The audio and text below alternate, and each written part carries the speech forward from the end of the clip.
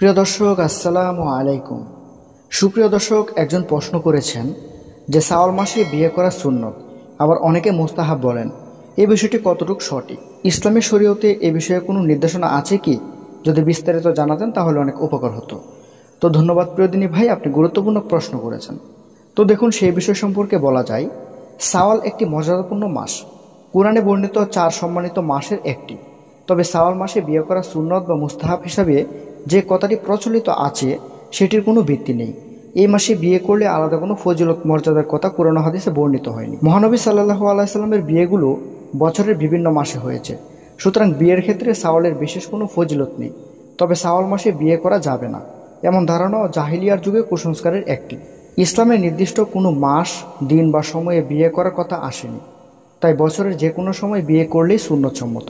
আলেমগণ বলেন, এ কারণে শুধু শাওয়ালে বিয়ে করা সুন্নত বা মুস্তাহাব বলা সঙ্গত নয়, বরং বিয়ের মতো কল্যাণময় কাজ দেরি না করে যথাসম্ভব তাড়াতাড়ি করে ফেলাই উত্তম।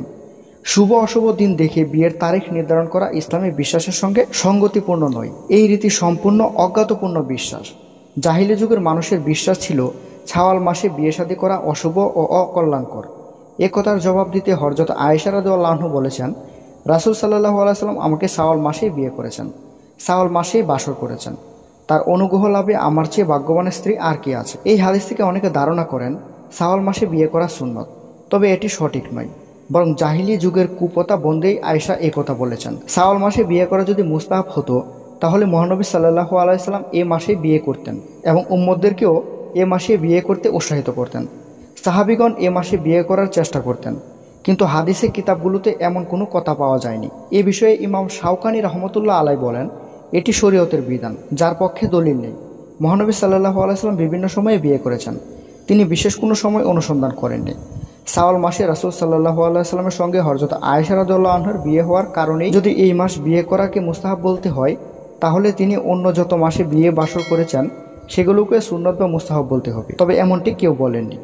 তো প্রিয় দর্শক, আশা করছি বুঝতে পেরেছেন।